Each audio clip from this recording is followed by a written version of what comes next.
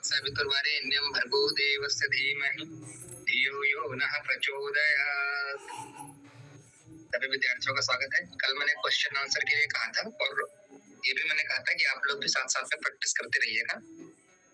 तो उम्मीद है आप लोग साथ साथ में प्रैक्टिस कर रहे होंगे। तो आज जो डिस्कशन होगा वो योगा एंड जो हमारा हेल्थ है, योग एंड हेल्थ, जिसमें बेसिकली आयुर्वेद पर ही हम फोकस रहेंगे, क्योंकि बेसिकली हमने आयुर्वेद की ही जो स्पेसिफिक कॉन्सेप्ट है वो हमने यहाँ पर कंप्लीट किए हैं।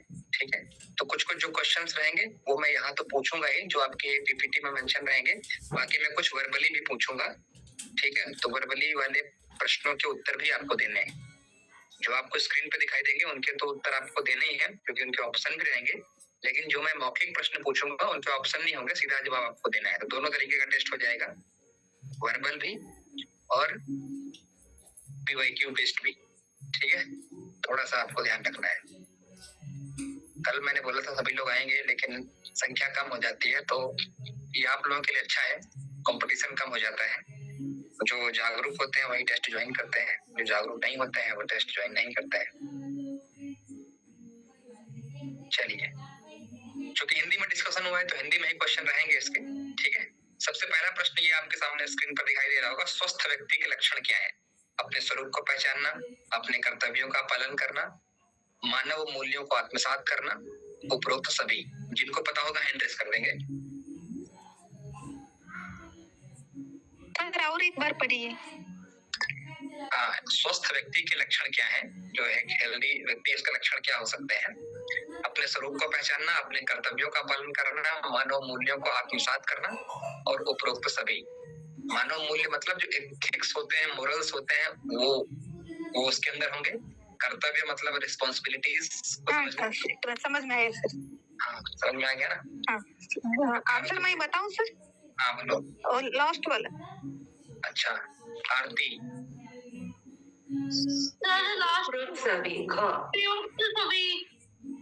ठीक है, चलिए अगला प्रश्न मेरा, आप ये मुझे बताइए, जो मैं पूछ रहा हूँ वो मुझे बताइए कि स्वास्थ्य की परिभाषा का रेफरेंस क्या है? जिनको पता है वो हैंड रेस कर देंगे। स्वास्थ्य की परिभाषा समदोषा समाग्निश वाला जो श्लोक था उसका रेफरेंस क्या है? कहाँ से लिया गया, कितने नंबर का श्लोक है? बताइए। लीजा, आपने हैंड रेस किया है। सुश्रुत संहिता और 15.20। क्या बोला आपने? 15.20 एंड सुश्रुत संहिता। ओके, हिमाद्री आप बताइए। सर इसका खंड होगा और 3 पॉइंट सुश्रुत है, आचार्य सुश्रुत ने बताया है, और ये स्वास्थ्य की परिभाषा है और इसका खंड है। लीजा तुमने क्या बोला था? क्या बोला था Lisa? Chapter 15-20 number verse. 20 number? जी, जो श्लोक 20 नंबर।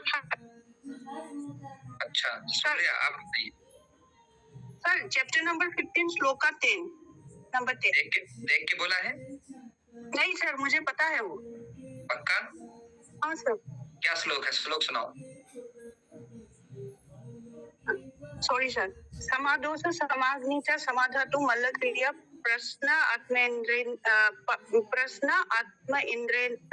इंद्रियाना स्वस्थ इति अभिद्याते। सर सॉरी मेरा हिंदी थोड़ा अच्छा नहीं है सर। ठीक है, और मैं सुनाऊं क्या पूरा श्लोक? नहीं तुम मत सुनाओ। लीजा, जो आंसर आ गया ना, अभी मैं आपसे पूछेंगे। हिमाद्री परेशान मत हो, अगला क्वेश्चन आप ही से आ रहा है। लीजा, आपने जो प्रश्न बोला था 15/10 20, वो 15/20 नहीं, 15/10 है, सूर्या ने जो बताया है। ठीक है, तो ये वाला आंसर बिल्कुल इनका सही है। चलिए, इस वाले प्रश्न का उत्तर क्या है हिमाद्री? इस वाले प्रश्न का उत्तर क्या है? समदोषा डैश फिर समधातु। सर खंड है। ठीक है, आप श्लोक सुना दो। आप अभी तो आप बोल रही तो श्लोक सुनाने के लिए श्लोक सुनाइए हिमाद्री। समधातु इंद्रिया। सर पूरी तरीके से ऐसे याद नहीं है, लेकिन चलिए सर। बताइए प्रियंका, आप सुनाइए श्लोक। जी सर। समदोषः समाग्निश्च समधातु मलक्रियः प्रश्नात् आत्मेन्द्रियमनः स्वस्थ इति अभिप्रियते। पूजा, आप सुनाइए श्लोक।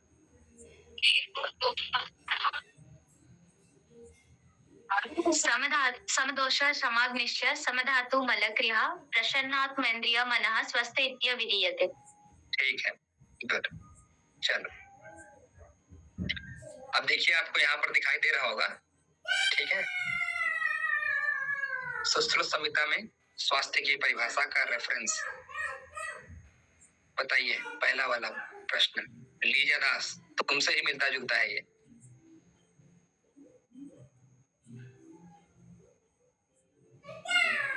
बताइए। तो गलत है जो ऑप्शन।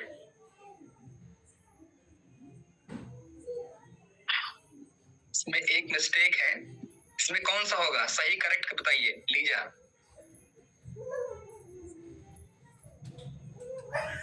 अगर मिस्टेक है तो आपको करेक्ट बताना है। 15.10 15 ठीक है, 15.10, तो इसको यहाँ पर करेक्ट कर लीजिएगा, ठीक है, ऑप्शन में, ठीक है। चलिए इस वाले प्रश्न का उत्तर दीजिए। समग्र स्वास्थ्य के कितने आयाम है? ये बहुत आसान है, जिससे पूछूंगा वही जवाब देंगे, ठीक है। मैं नीचे से ले रहा हूँ क्योंकि बाकी लोग हाथ खड़े नहीं कर रहे हैं। तान्या, आप बताइए समग्र स्वास्थ्य के कितने आयाम है? सरिता, आप बताइए। रितिका, आप बताइए। 4 है सर, शारीरिक, सामाजिक, आध्यात्मिक, आत्मिक। और आत्मिक? शारीरिक, सामाजिक, आध्यात्मिक एंड मानसिक। ओके, सारिका, आप बताइए। शारीरिक, मानसिक, सामाजिक, आध्यात्मिक। शारीरिक, मानसिक, सामाजिक और आध्यात्मिक। बताइए आध्यात्मिक आयाम क्या होता है? Aarti, what do you mean by spiritual dimension? आध्यात्मिक आयाम से dimension like follow the rules and the regulations of spiritual Himadri, and moral. बताइए आध्यात्मिक आयाम क्या है? सर आध्यात्मिक आयाम जिस ज्ञान परम तत्व क्या, सर मेरे को वैसे नहीं मालूम, लेकिन मुझे पता है। कब पता होगा? एग्जाम के बाद। जयश्री, आप बताइए। सर ये फर्स्ट 4 वैयक्तिक, सांसारिक, सामाजिक, व्यवहारिक, ये चारों ठीक है तो हमारा स्पिरिचुअल भी ठीक होता है। कौन बताएगा स्पिरिचुअल डायमेंशन को और बेहतर और बेहतर? सर मैं एक एग्जाम्पल के साथ बताना चाहूंगी। स्पिरिचुअल का मतलब यहाँ पे बोलने का मतलब है जैसे हम पॉजिटिव एटीट्यूड के साथ करना। जैसे प्रसाद बनाते हैं तो हम वो जो भावना होता है कि हम भगवान के लिए बना रहे हैं, तो उससे जो स्वाद आता है प्रसाद में, उसको बोल सकते हैं कि वो स्पिरिचुअल है। मतलब आपको वैसा भाव रखना है, आई थिंक सो। तो यहाँ पे बोला जा सकता है कि जो हमारा जो भाव है उसको वो पॉजिटिव होना चाहिए, लोगों के लिए अच्छा होना चाहिए। उससे भी हमारा जो है स्वास्थ्य है वो इफेक्ट पड़ता है उस पर भी। ओके, और कोई बोलना चाहता है? पॉजिटिव इन द सेंस कि आपको दूसरों के लिए अच्छा सोचना है, दूसरों के लिए अच्छा करना है, सामाजिक तौर पे आपको वैल्यूड रखनी है अपनी, और कुछ भी ऐसा नहीं करना जो दूसरों को हानि पहुंचाए आप। तो बेसिकली द वैल्यूज जो आप रखते हैं वो इम्पोर्टेंट करती है। किसी भी तरीके से अपने मन मस्तिष्क व्यवहार में गलत चीजों का आचरण ना करना। ठीक है, देखो कई जगह हो सकता है 3 हो, कई जगह हो सकता है 4 हो, तो आपको 4 लगा करके आने, आपको 4 ही लगा करके आने। अगर किसी बुक में 3 भी लगा हो ठीक है, तो समझ लीजिएगा उस बुक का उत्तर गलत है, क्योंकि कई बार बुक्स में आंसर गलत होते हैं, क्योंकि इंडियन जब क्वेश्चंस बनते हैं, यूजीसी नेट जब बनाती है तो इंडियन फिलोसफी के ध्यान में रह करके बनाती है, और जो 3 आयाम बताए गए हैं वो भी सही है, लेकिन वो WHO के अनुसार है। मैंने ये पहले भी क्लियर किया था।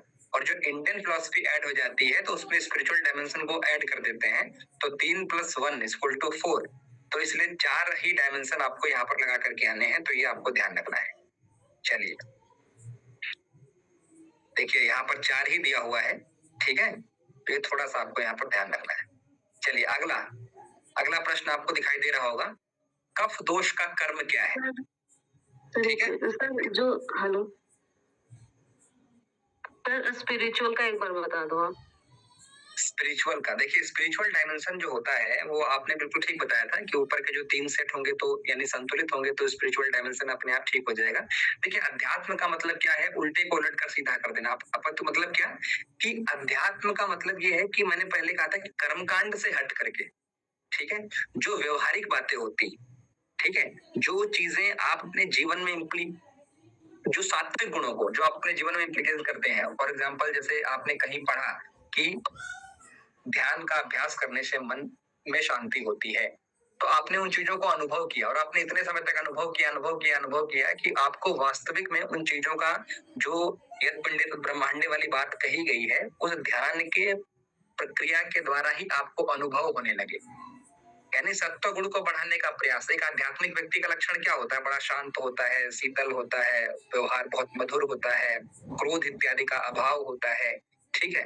कहने का मतलब क्या है? अपने आप में स्थित रहने वाला, तदा दृष्टो स्वरूप अवस्थानम, अपने आप से काम रखने वाला, अपने आप को ही देखने वाला, है ना, जिसको संसारिकता से मतलब नहीं है। इसको क्या बोलते हैं? भक्ता एकांतिनो मुख्या। ऐसे व्यक्ति को एकांतिक भक्त कहा जाता है। जो आध्यात्मिकता की पराकाष्ठा तक पहुंचता है उसको एकांतिक भक्त की संज्ञा दी जाती है, क्योंकि उसको और दुनियादारी से मतलब नहीं है। उसको अपने प्रियतम, यानी अपने प्रियतम का मतलब है अपने ईश्वर, ठीक है, और अपने आप से मतलब है कि हम अपनी आत्मा को उस परमात्मा तत्व से एकाकार कैसे करेंगे, ठीक है। तो इस तरीके का जो हमारी तीनों चीजों को और बेहतर बना दे, ठीक है, तो ये आपको यहाँ पर ध्यान रखना है। चलिए अब इस वाले प्रश्न का उत्तर बताइए। सर इंग्लिश में एक बार बताइए। देखिए पाचन और अपचय मेटाबॉलिज्म की बात हो रही है, विच्छेदन और पोषण नॉरिशमेंट की बात हो रही है, चय कर्म और संश्लेषणात्मक का मतलब है कि सिंथेसिस की बात हो रही है, और फिर इनमें से कोई नन ऑफ दीस, ठीक है। जिसको पता है वो हैंड रेस करेंगे। जयश्री, आपको पता है इस प्रश्न का उत्तर? आपने हैंड रेस किया है। किसको पता है पहले प्रश्न का उत्तर? सर पाचन व अपाचन, कफ दोष में मोस्टली लोगों को डाइजेस्टिव इश्यूज आते हैं शायद। प्रश्न को अच्छे तरीके से समझ लो, तुक्के में हवाबाजी मत करो। प्रश्न है कफ दोष के कर्म, what is the function of kapha dosha, ठीक है। इनमें से हाँ बोलिए सूर्या। सर इनमें से कोई नहीं होगा, क्योंकि अच्छा दोष में तो ओस लगने, ओबेसिटी। सर कफ दोष का मतलब वो द्रव और पोषण का द्रव का पोषण का कार्य निर्वहन करता है, और डिवीजन और ग्रोथ के लिए हेल्प करता है। नॉर्थ वाले भी उत्तर दे दो। सर थर्ड वाला आपने क्या बोला इंग्लिश में? Metabolism, synthesis.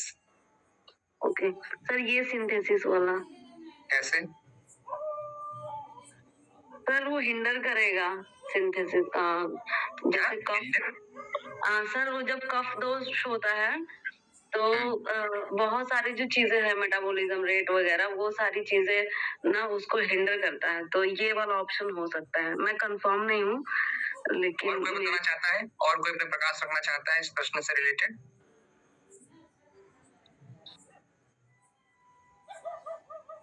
Anyone else? सिर्फ कोई नहीं लग रहा है इसमें। अच्छा, और कोई? सर थर्ड लग रहा है, चय कर्म एवं संश्लेषणात्मक। क्यों क्यों ऐसा क्यों लग रहा है? क्योंकि सर जो कफ दोष है उसमें वो स्नेह भी होता है, स्नेहन, और उसका निर्माण भी करता है शरीर चयन में।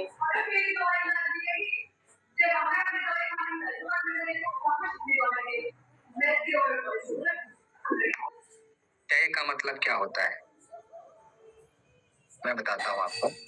आंसर आप लोगों ने कुछ लोगों ने अनुमान लगाए हैं और कुछ लोगों को तो पता ही नहीं। ठीक है ना? या कोई और कुछ बोलना चाहता है?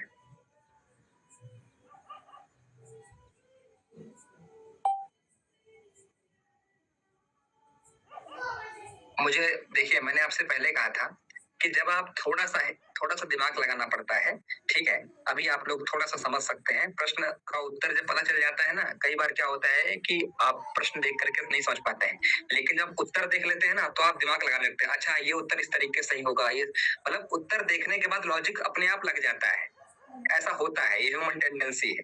लेकिन जब तक उत्तर नहीं पता चलता तब तक लॉजिक नहीं लगता है। ठीक है, तो मैं एक बार और फिर से बोल दे रहा हूँ। कफ दोष, फिर नीचे देखिए पित्त दोष का भी वही चीजें रिपीट हो रही हैं, यानी 2-3 प्रश्न जो हैं वो इसी से मिलते जुलते हैं। एक मेटाबॉलिज्म की बात हो रही है, एक नरिशमेंट की बात हो रही है, एक सिंथेसिस की बात हो रही है एक तरफ, और एक तरफ बात हो रही है इनमें से कोई नहीं। अच्छा, चय का मतलब होता है जैसा सिंथेसिस का मतलब है कुछ चीजें बनी हुई है, बन करके स्टोर्ड है। तो चय का मतलब होता है ढेर या टीला। ठीक है, मतलब वो चीजें स्टोर्ड है, एक्यूमुलेट है, कहीं पर रुकी हुई है, कहीं पर चिपकी हुई है, साथ साथ में रुकी हुई है। ठीक है, और विच्छेदन का मतलब होता है जहां जहां पर वो विरल है, अलग अलग है। चय कर्म का मतलब है एक साथ, क्योंकि संश्लेषण जब होता है, जब कंपनी में कोई प्रोडक्ट बनता है तो अलग अलग नहीं बनता, एक साथ बहुत ज्यादा मात्रा में उसका उत्पादन होता है। ठीक है, तो अब आपको ये थोड़ा सा दिमाग, अब मुझे लगता है कुछ चीजें समझ में आ गई होंगी। विच्छेदन और पोषण और चय कर्म संश्लेषण में क्या अंतर है? देखिए, चय कर्म मैंने आपको बताया और विश्लेषण आपको मैंने बताया, संश्लेषण आपको मैंने बताया। फिर आप देख रहे हैं विच्छेदन और पोषण। मैंने विच्छेदन को भी आपको समझाया कि जो चीजें अलग अलग रह करके कार्य कर रही हैं और पोषण कर रही हैं। कफ क्या करता है? आपके सामने आंसर है तो आप अब दिमाग लगा सकते हैं। बहुत लोगों ने सी बताया था, गा बताया था, लेकिन उनका वो गलत हो जाता है क्योंकि वो वात के लिए है। ठीक है, जब हम बात करते हैं, या पित्त के लिए भी हो सकता है, लेकिन जब हम बात कर रहे हैं विच्छेदन और पोषण की, जैसे मान लीजिए कि आपका ज्वाइंट, ठीक है, या मान लीजिए कि आपका, जैसे एक एग्जांपल देता हूं मैं, कि आप जब षटकर्म करते हैं, ठीक है, षटकर्म में जब आप करते हैं नौली, या फिर आप मान लीजिए करते हैं जब पूरा, जब एलिमेंट्री कैनाल से जब वाटर क्लीनिंग करते हैं, उसका नाम क्या है? शंख प्रक्षालन।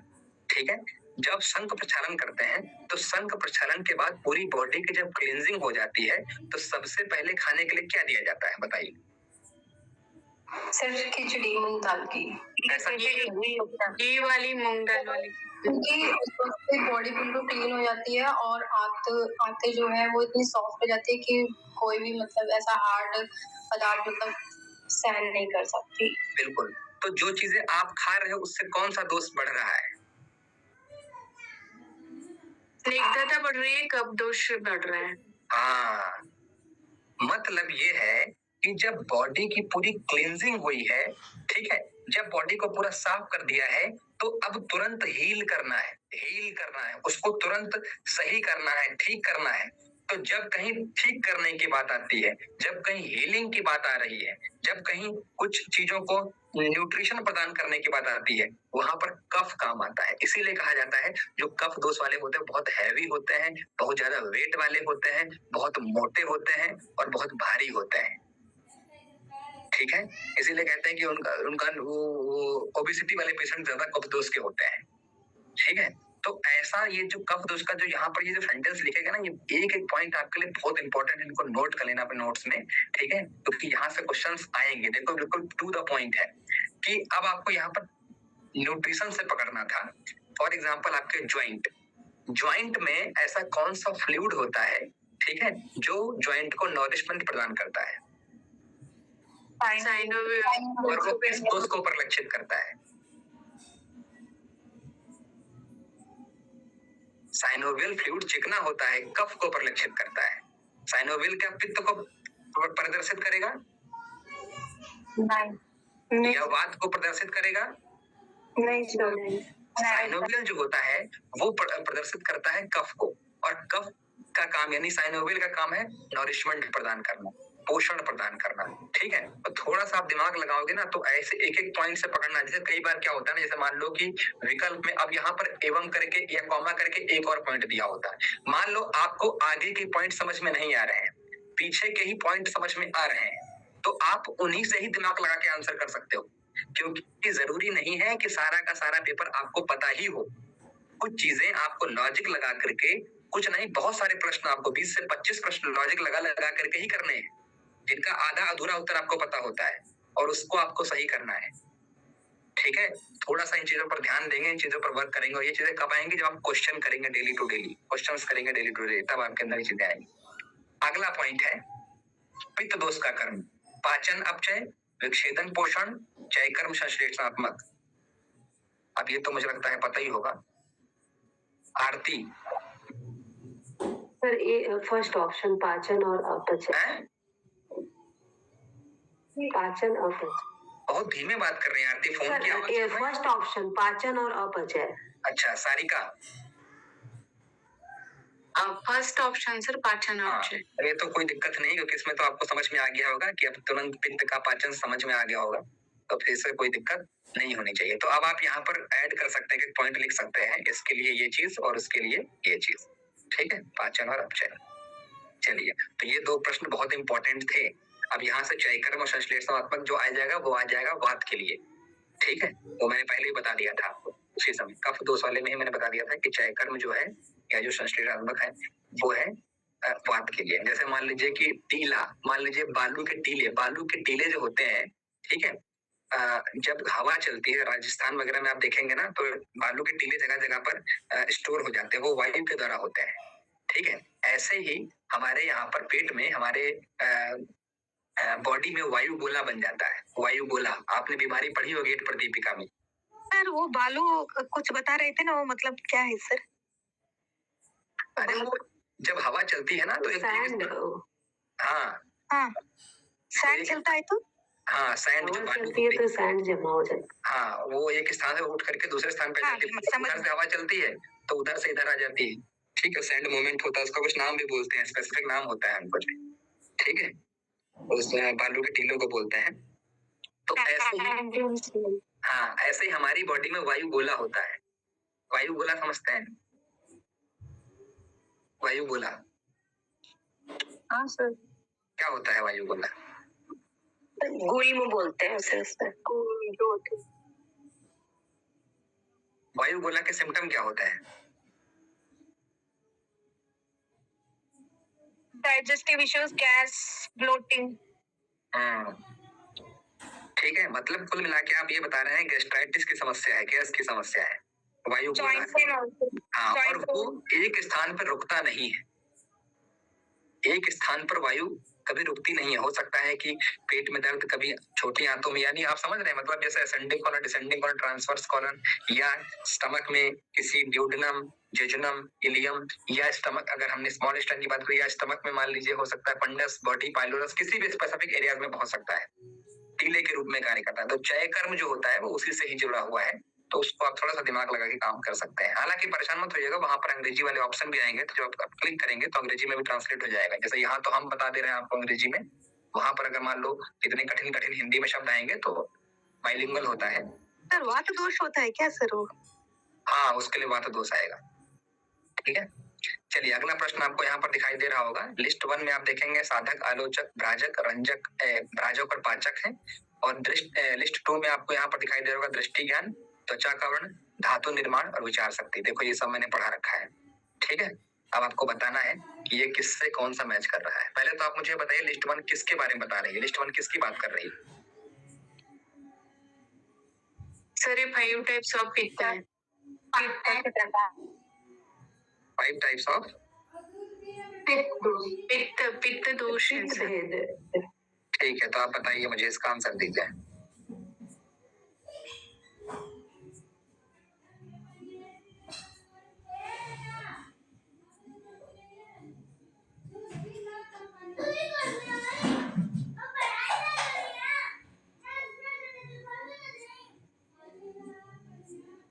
बताइए आंसर, इतना समय लगेगा?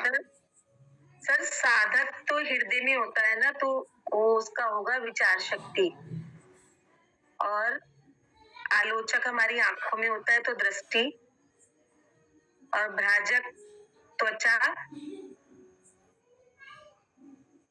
और पाचक हमारे आमाशय में होता है तो वो धातु निर्माण होता है। मतलब क्या होगा, क्या आप बोले फिर, आपका विकल्प क्या होना चाहिए? सर साधक का बताया हृदय विचार शक्ति, तो डी ऑप्शन, आलोचक डी ए। सर ख आएगा। हो गया सर, खा हो गया। पक्का देख लो, कई बार गलत हो जाता है, कई बार वो स्मॉल का बड़ा क। कोई का बोल रहा है, कोई खा बोल रहा है। सर खा वाला 100% सही। अच्छा,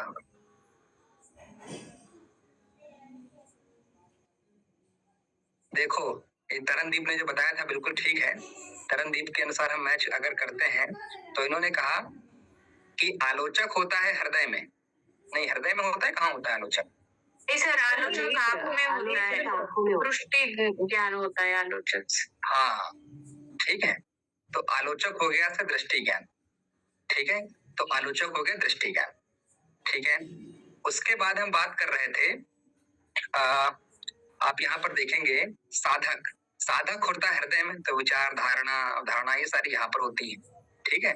फिर भ्राजक होता है आपका, कहाँ पर होता है? त्वचा का धातु निर्माण। तो इससे जब आप देखेंगे तो इससे ये वाला बनता है, यही वाला बनता है।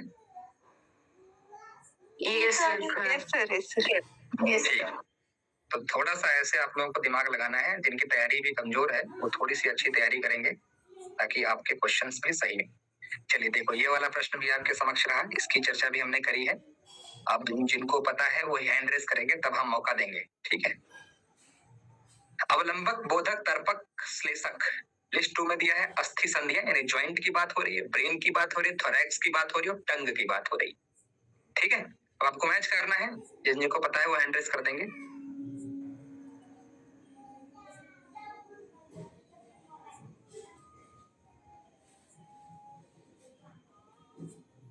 प्रियंका, आप बताइए कफ के 5 प्रकार। प्रियंका श्योरन। कफ के 5 प्रकार को के साथ तर्पक, बोधक, क्लेदक, अवलंबक एंड श्लेषक। ठीक है, दिमाग लगाइए, दिमाग लगाइए। लीजा, इस प्रश्न का उत्तर दो। लीजा दास।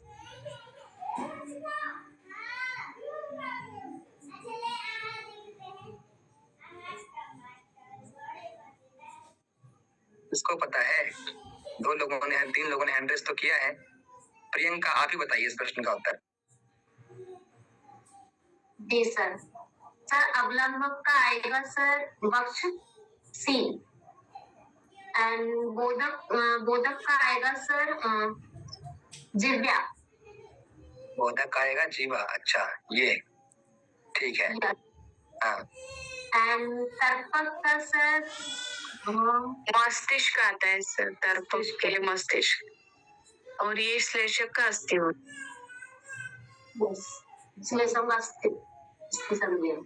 ठीक है, तो इसके अनुसार कौन सा मैच कर रहा है? Last option. लास्ट ये वाला? यस सर, क्योंकि वही है सर। बोधक मतलब बताते हैं ना वो जीवा से, वही डी है।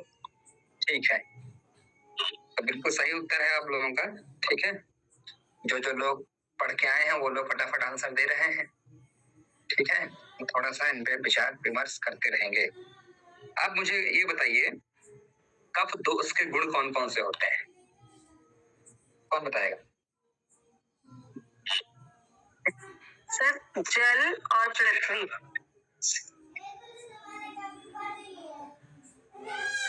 अच्छा, और कोई? सर शीत है और शीत होता है, मधुर शीत मधुर, स्निग्ध होता है, श्लेष्मा होता है,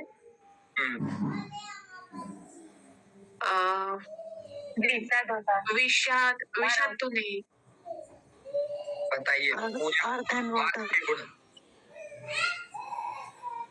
वात या पित्त के गुण पूजा। पित्त के बताओ। हाँ पित्त के बताओ। स्नेह, स्नेह, कटु, ये चॉकलेट है। ठीक है, स्नेह, कटु, तीक्ष्ण, उष्ण, अम्ल। ठीक है, स्नेह, कटु, तीक्ष्ण, उष्ण और अम्ल। एक सर भी होता है, सर गुण भी होता है, तो ये थोड़ा सा ध्यान रखेंगे। और फिर हम पित्त का स्नेह भी होता है। हाँ स्नेह बोला ना, स्नेह बोला। ठीक है, वात का कौन बताएगा? वात का रुक्ष, लघु, विशद, खर,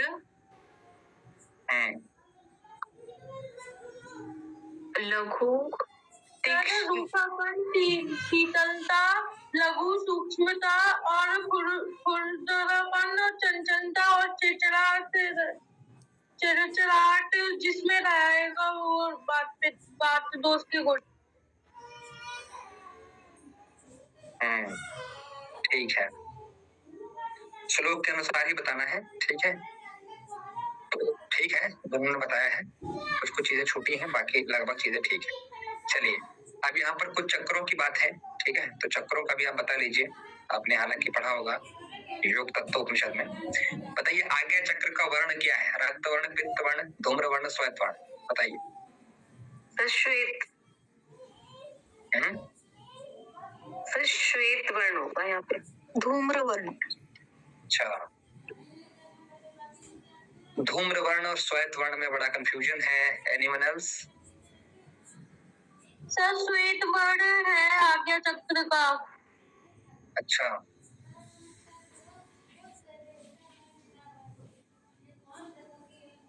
ठीक है, श्वेत सहस्रार का होता है ना? आज्ञा श्वेत चक्र का वर्ण, ठीक है, श्वेत वर्ण होता है आज्ञा चक्र का। तो जिन जिन लोगों ने श्वेत बताया उनका सही है। सहस्रार चक्र का तत्व, अब यहाँ पर तत्व बताना, वर्ण नहीं। महत तत्व, तत्वातीत, वायु या आकाश? सर तत्वातीत। तत्वातीत हो जाएगा।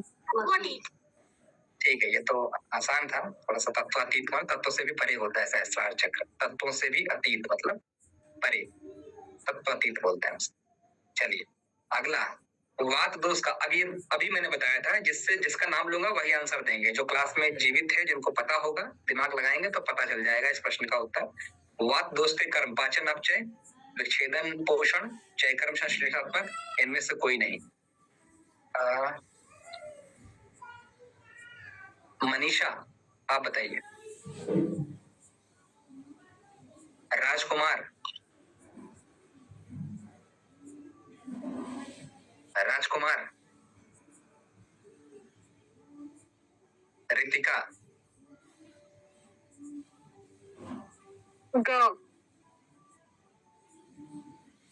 ओके, राजकुमार आवाज पहुंच रही है मेरी?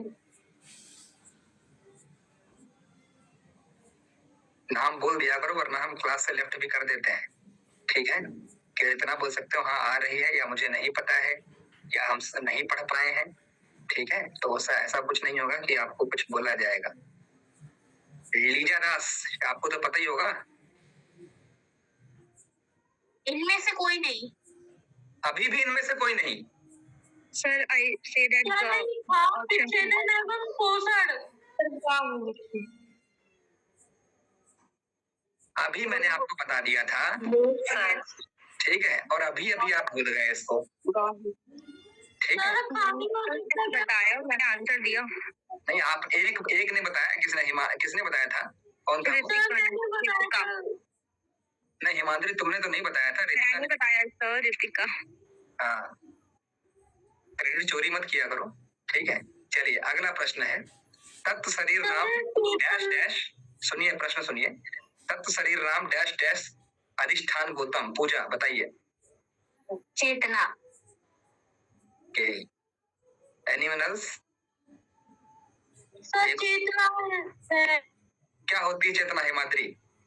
What is chetana? कॉन्शियसनेस जो मतलब मेरा अंदर इंटरनल गमी जो कहते हैं उसको कहते हैं चेतना, जो पूरी यूनिवर्सल में सब जगह चेतना है हमारे आपकी। ये नहीं, पूजा आप बताइए व्हाट इज चेतना?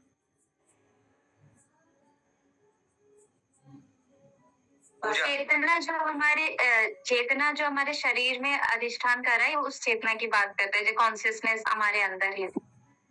दोनों का लगभग सेम ही है, हिंदी का अंग्रेजी बोल दिया, कॉन्शियसनेस सिनोनिम है, कॉन्शियसनेस सिनोनिम। बात ये है बोध और अभिज्ञा करा है, ठीक है, जागरूकता सर, इन हाँ। शॉर्ट जागरूकता। बिल्कुल। वेद हमें चेतना के कितने प्रकार होते हैं?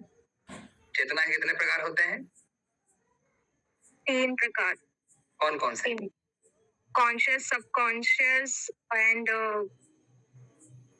one is I am skipping.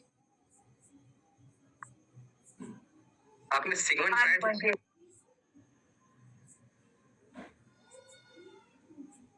आपने जो मुझे बताया है कॉन्शियसनेस, सब कॉन्शियसनेस या सुपर कॉन्शियसनेस या जो भी आप बता रहे थे, ये है साइकोलॉजी के अनुसार। मुझे बताना है उपनिषद के अनुसार। आप बताइए तो उपनिषदों के साथ चेतना के प्रकार कितने हैं इंडियन फिलॉसफी के अनुसार?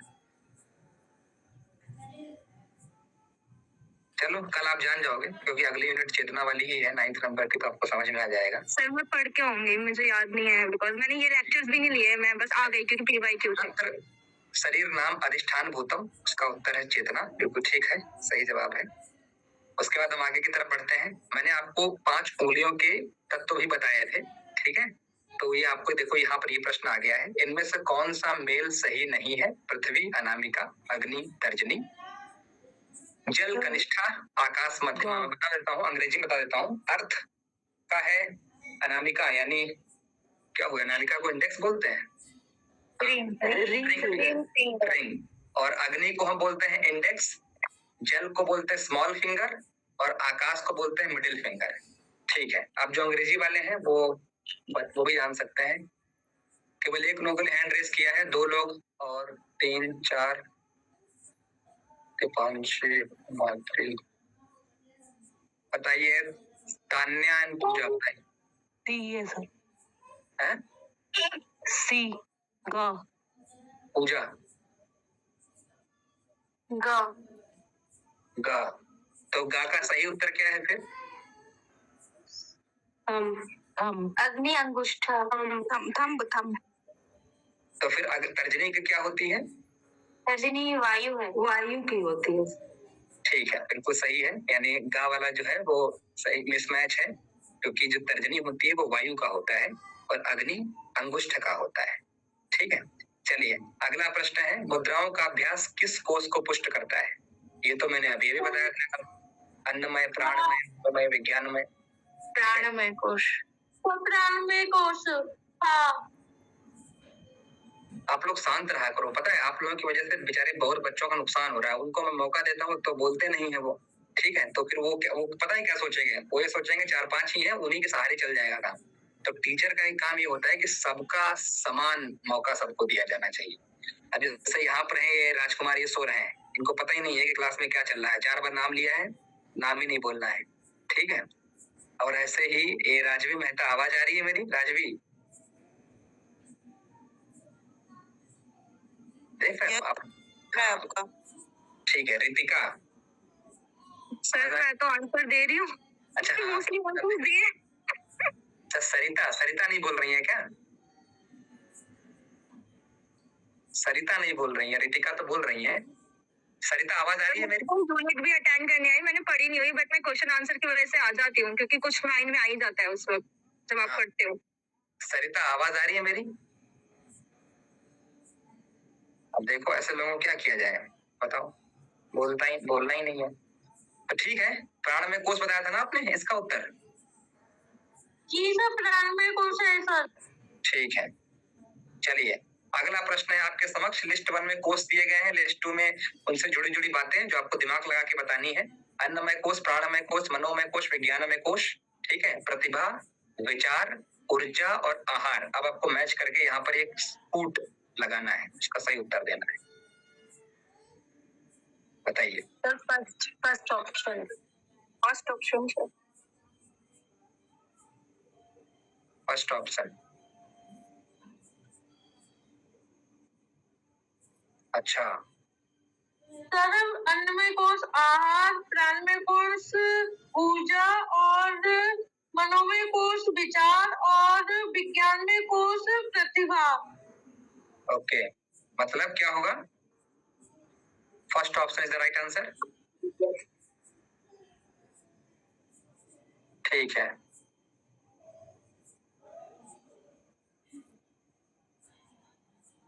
देखो ऐसा ही आपको दिमाग लगाना। अब ये वाला मैंने पढ़ाया नहीं है, ये वाला क्वेश्चन मैंने नहीं पढ़ाया है, फिर भी आप लोगों ने सही जवाब लगा दिया। ऐसा इसलिए होता है, जब आप अच्छी तरीके से किसी कॉन्सेप्ट को पढ़ लेते हो ना, तो उससे मिलते जुलते भी अगर प्रश्न आ जाते हैं तो आप उसका सही जवाब लगा देते हो। क्योंकि आपने आहार से पकड़ लिया होगा कि भाई आहार का संबंध है अन्नमय से, तो अब आपने वहीं से देख लिया होगा कि पहले का डी कौन कौन से में, या तो फर्स्ट में होगा या तो गा में होगा, सी में होगा। तो अब ये भी नहीं होगा, खा भी नहीं होगा और गा भी नहीं होगा। अब आपको इन दो में लगाना है। अब हम चलते हैं अगले वाले पर, ठीक है। तो अगले वाले पर आपको पता है कि मन से तो विचार आते हैं, ठीक है, और ऊर्जा प्राण का संबंध होता है, प्राण को हम ऊर्जा कहते हैं। तो जैसे ही आपको दूसरे का सी मिला, आप तुरंत समझ गए, लेकिन सी यहाँ पर भी है। अब हम चलो और आगे बढ़ते हैं। अब अभी मैंने आपको बताया कि मन का संबंध है विचार से, और विचार देखिए केवल इसी में मिल रहा है, ठीक है। तो यानी इसका ये सही हो गया, ठीक है। तो इस तरीके से आपको यहाँ पर थोड़ा सा दिमाग लगाना है। अब कुछ बच्चे कंफ्यूज हो सकते हैं। कंफ्यूज ये हो सकते हैं कि मन को प्रतिभा से ऐड कर सकते हैं, पर नहीं। प्रतिभा जो होती है वो विचारों से और ज्यादा, स्किल की हम बात करते हैं, और स्किल विज्ञान में, विज्ञान मतलब साइंटिफिक चीजें आती हैं यहाँ पर। तो जब हम प्रतिभा की बात करते हैं, स्किल की बात करते हैं ना, तो उसका संबंध विज्ञान में कोश से होता है, तो जो कि चौथे का एक है। तो इस तरीके से जो आप क्वेश्चन नहीं भी पढ़े हैं ना, उनके भी आंसर लगा सकते हैं, अगर आप कॉन्सेप्ट को अच्छी तरीके से पढ़ करके आए हैं, ठीक है। कुछ बच्चे, मुझे पता चला यहाँ पर पहली क्लास भी है, जो लोग जिनका मैंने नाम लिया वो लोग नहीं अगर बोल रहे हैं तो परेशान मत होइएगा। मुझे पता चला है आप लोगों की पहली क्लास है, तो जिनकी पहली क्लास है वो धैर्य रखेंगे, क्योंकि हो सकता है कि उनके अंदर एक इंफीरियरिटी कॉम्प्लेक्स आ गया होगा कि बहुत सारे बच्चे आगे निकल चुके हैं और हमको क्वेश्चंस के आंसर नहीं पता है, और बहुत सारे बच्चे बहुत सारा सिलेबस कवर कर लिए हैं, अब क्या होगा, कैसे होगा। परेशान नहीं होना है बिल्कुल, ठीक है। धैर्यवान बनाए रखिएगा, क्योंकि जो लोग यहाँ पर आ रहे हैं वो जनवरी से कुछ जुड़े हुए हैं, कुछ मई में आए हैं, कुछ जून जुलाई में ऐसे आए हुए हैं, और कुछ अगर आज आपकी पहली क्लास है तो कुछ आपसे पहले 2-3 दिन पहले आए हुए हैं। तो सबकी स्थिति एक समान ही है, बस आपको थोड़ा सा और अपग्रेड करना है और समय देना है। जिनकी पहली क्लास है उनके लिए मेरा स्पेशल मैसेज था, ठीक है। तो थोड़ा सा ही ध्यान रखेंगे, अपने अंदर इंफीरियरिटी कॉम्प्लेक्स नहीं लेकर के आएंगे, अपने आप को कमतर नहीं समझेंगे। चलिए अगला प्रश्न है, सत्वगुण, रजोगुण, तमोगुण और विज्ञान में कोश। अब यहाँ पे देखिए कोश भी ऐड कर दिया है, ठीक है। प्रतिभा, मूर्ता, परोपकारी, आसक्ति। अब आपको मैच करना है, ये भी लगा सकते हो, ये भी मैंने नहीं पढ़ा है, पर इसका भी आंसर आपको आ जाएगा, क्योंकि सरल क्वेश्चन है, दिमाग लगाओगे तो पता चल जाएगा। सर लास्ट है इसका। क्या है? नहीं सर, लास्ट ही है सर इसका, लास्ट। सर मैं बताऊं क्या? रुकिए जो सर लास्ट है। ओके, यानी आपका कहना ये है कि सत्व गुण का होगा परोपकार, ठीक है, और आपका रजोगुण के अनुसार क्या हुआ? आसक्ति हो गया, ठीक है। तमोगुण के अनुसार हुआ मूढ़ता हो गई, और विज्ञान में तो अभी आपने देखा है। हाँ, तो यही होना चाहिए। हाँ बिल्कुल, इज द राइट आंसर, ठीक है। तो ये थोड़ा सा आप दिमाग लगाएंगे तो काम चल जाएगा। इस तरीके के क्वेश्चंस यहाँ पर बनते हैं। अब ये देखिए, अब ये श्लोक वाले भी आते हैं, ठीक है। तो इसीलिए मैंने आपसे कहा था कि श्लोक पढ़ा आपको याद रखना है, लेकिन ये इजी है, आपको समझ में आ जाएगा। लेकिन जिनको पता होगा वो हैंड रेस करेंगे, बोलेंगे नहीं। जिनको मैं बोलूंगा, मौका दूंगा, वही बोलेंगे। भोजन की गुणवत्ता, भोजन की मात्रा, विशिष्ट मन स्थिति, अपथ्य आहार। अब आपको यहाँ पर कट्व अम्ल लवण, तेन तेन बुज्जीता, उदरस्य तुयार यशम और सुस्निग्ध समुद्रम। बहुत सरल है, बहुत ज्यादा सरल है, ठीक है। एक ही लोगों ने हैंड रेस किया है, केवल 2 लोगों ने हैंड रेस किया है। पूजा, इसका आंसर दीजिए। ट्रिपल आई डी, भोजन की गुणवत्ता, आई डी, आई नहीं है, फर्स्ट है ये, रोमन में लिखा होगा। भोजन भोजन की गुणवत्ता क्या होगा? फर्स्ट वाला डी। फर्स्ट वाला, रुको एक मिनट, मुझे मैच करना है। तो फर्स्ट वाला होगा डी, ओके। भोजन की मात्रा? सेकंड वाला सी। सेकंड वाला सी, ओके। विशिष्ट माना स्थिति? बी। तेरे तक तीन, ओके। और फोर वाला ए। तो इस अनुसार कौन सा हुआ? ऑप्शन ऑप्शन वाला सही है। घा। घा। तो ये आपको सही है। अब देखो यहाँ पर आपको क्या करना है, आप लोग जैसे बता तो सही रहे हो, ठीक है, पूरा पूरा मैच कर रहे हो, पूरा नहीं मैच करना है, शॉर्टकट करना है, ठीक है। जैसे एक मैच कर लिया, अच्छा पहले की गुणवत्ता डी, तो डी यानी डी, अब डी में 2, ऐसे करके दिमाग लगाना है। फिर पहुंचे आप दूसरे पर, भोजन की मात्रा सी, और सी किसमें मिल रहा है, इसमें, मतलब हो गया, आगे मैच करने की आवश्यकता नहीं। तो शॉर्टकट थोड़ा सा और स्पीड बढ़ाएंगे, ठीक है। इस तरीके से आपको आंसर करना है। ये बहुत इंपॉर्टेंट है ये वाला। तेन तो तेन भुंजिता कहाँ से लिया गया ये? तेन तो हाँ, ईशावास का कौन सा श्लोक है ये? पहला श्लोक है ये, पहला उपनिषद। क्या कहता है ये श्लोक, क्या कहता है?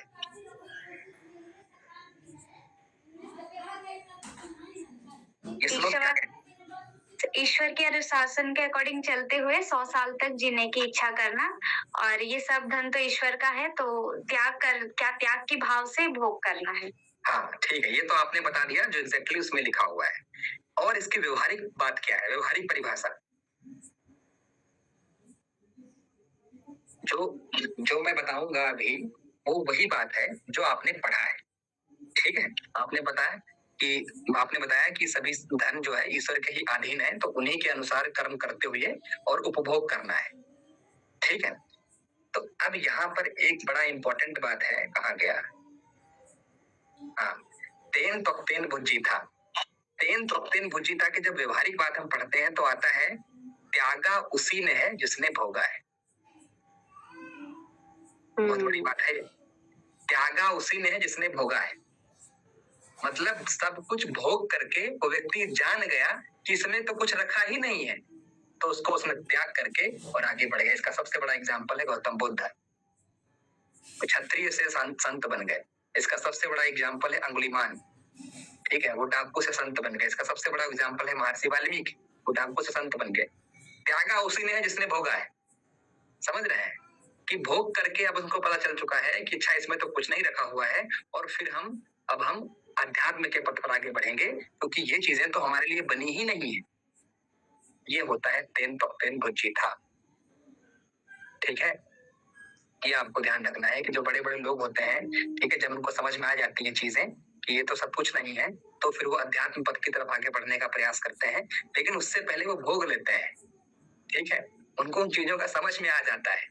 उसके बाद अच्छा इसमें परिणाम वो आता है, परिणाम ताप संस्कार दुख है, गुण वृत्ति विरोधाश्च दुख में सर्व विवेकिनः, पतंजलि योग सूत्र। परिणाम दुख, ताप दुख और संस्कार दुख। जो व्यक्ति भोग लेता है बार बार, उसको कौन सा दुख होता है? संस्कार दुख होता है, परिणाम दुख होता है, या ताप दुख होता है? बताइए सर, मेरे ख्याल से परिणाम दुख होता है। सर ताप दुख।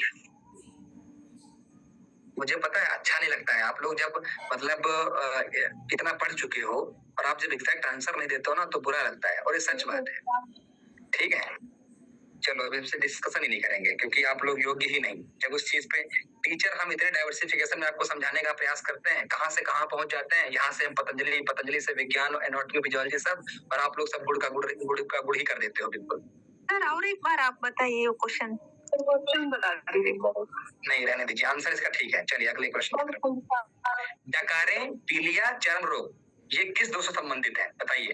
वात पित्त या कफ? डकारे पीलिया चर्म, आरती? पित्त दोष है।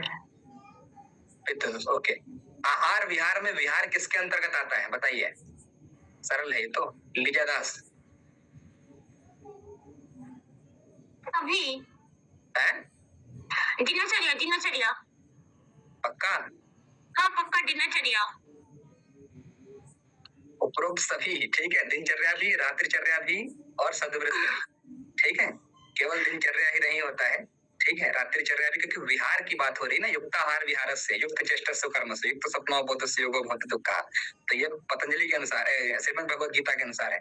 तो युक्त आहार और युक्त विहार, तो विहार में आपका दिनचर्या, रात्रिचर्या और सद्वृत्ति यानी आचरण भी आपका अच्छा होना चाहिए, जो कि आपके दिन और रात दोनों में आ जाता है। आपका आचरण कुछ रात्रि में भी होता है और कुछ दिन में भी होता है। तो वो वृत्ति, जो वृत्ति है, सद्वृत्ति, इसको आचरण बोलते हैं, वो इन दोनों चर्याओं में अच्छा होना चाहिए, तब आपका विहार संतुलित माना जाता है। ठीक है, चलिए अगला ये देखिए। तो अभी मैंने बताया युक्ताहार विहारस्य, ठीक है, जिनसे पूछूंगा वही बताएंगे। काजल, यस सर। बताइए। जयश्री, सर अभी आपने बताया भगवत गीता, शायद मैंने पढ़ा नहीं है। अभी आपने बोला पीछे वाले श्लोक में, तो शायद गुड गुड गुड। हट प्रदीपिका के अनुसार मिताहार, बताइए। सुस्निग्ध सुमधुरम अन्नम ब्रह्म समर्पण भावम 1/4 भाग कम खाए। सभी है। ओके, ठीक है, चलिए अगला आपको मैच करना है। कफ दोष के युग में, बताइए। पूजा, जिनका नाम लूंगा वो फटाफट बताएंगे। कफ दोष में कौन कौन से तत्व होते हैं? पृथ्वी, जल होता है और पृथ्वी होता है। पृथ्वी और जल, ठीक है। और पित्त दोष में कौन कौन से होते हैं? अग्नि, जल, ठीक है, अग्नि और जल, खा। वात दोष में कौन कौन से होते हैं? आकाश और वायु और आकाश। आकाश और वायु यानी का। Okay, that's it. तो ये आपके क्वेश्चंस थे जिन पे हमने इन पे डिस्कशन किया है, ठीक है। तो ये थोड़ा सा आपको यहाँ पर ये जो पॉइंट लिखा हुआ है ना, इस पे थोड़ा विचार करना है और पीछे की चीजों पर ध्यान रखना है, ठीक है। पीछे की चीजों पर ध्यान रखो। पतंजलि से क्या पढ़ रहे हो, भगवत गीता से क्या पढ़ रहे हो, फर्स्ट पेपर में क्या क्या पढ़ रहे हो, उनको भूलो मत, क्योंकि वो इम्पोर्टेंट है। रिवीजन साथ साथ में करते रहो, ठीक है, जरूरी। चलिए, कोई प्रश्न हो तो आप मुझसे पूछ सकते हैं। सर, जो हम कॉन्शियसनेस डिस्कस कर रहे थे, मैंने जो साइकोलॉजी के अकॉर्डिंग बताई थी, वेदों के अनुसार जागृत, स्वप्न, सुषुप्ति और तुर्य वाली है ना? बिल्कुल बिल्कुल बिल्कुल, ओके। ठीक है। चलो, और कोई प्रश्न?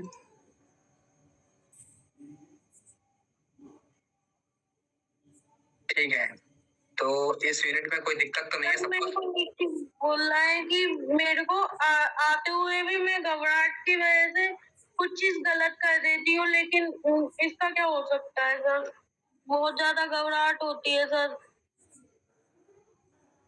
इसका उपाय तो ये है कि पहली बात तो आपको आपकी आवाज सही लगता है कि आप एकदम से डर डर के या जल्दबाजी में या घबराहट में बोलते हो, वो आपकी वाणी में ही लगता है। ये मैं पिछली बार भी आपसे एक बार कहा था कि थोड़ा जल्दबाजी में हो क्या, आप शांत चित्त होकर के। तो इसका विकल्प यह है कि आप आधा घंटे केवल प्राणायाम करो, ओनली प्राणायाम 30 मिनट। सर आता तो है, ऐसा नहीं है कि नहीं आता, कोशिश भी करती हूँ। हो गया, आपकी समस्या समझ ली मैंने। मेरा उत्तर ये है कि 5 मिनट आप सूक्ष्म व्यायाम करने के बाद अगले 25 मिनट आपको केवल प्राणायाम करना है। कोई भी प्राणायाम, भ्रामरी, नाड़ी शोधन, अनुलोम विलोम, कोई 2 प्राणायाम करने हैं, 12.5 मिनट। उससे पहले उठना नहीं है आपको। 1 महीने के अंदर आपके अंदर चेंजेस आ जाएंगे। और शीशे के सामने आपको बात करनी, शीशे के सामने, ठीक है। जब आप बात करते हो तो आपका कैसे टोन होती है, कैसी आपकी आवाज होती है, अपने आप को देखना है, ठीक है। तो आप अपने आप को इवेलुएट कर पाएंगे कि हम कैसे बात कर रहे हैं, क्या रिस्पॉन्स रहता है और क्या टोन होता है, और हमारा फेस की भाव भंगिमा क्या है, क्योंकि चेहरे पर ही घबराहट समझ में आ जाती है, ठीक है। तो उससे क्लैरिटी आपको आ जाएगी। ठीक है, प्रणाम सर। और कोई प्रश्न किसी का? शांति पाठ करें।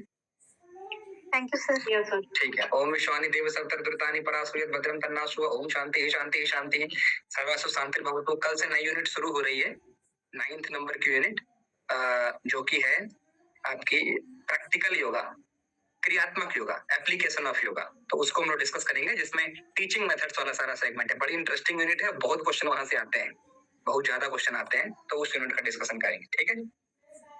चलिए, ठीक है सर, प्रणाम सर, प्रणाम। प्रणाम सर। प्रणाम।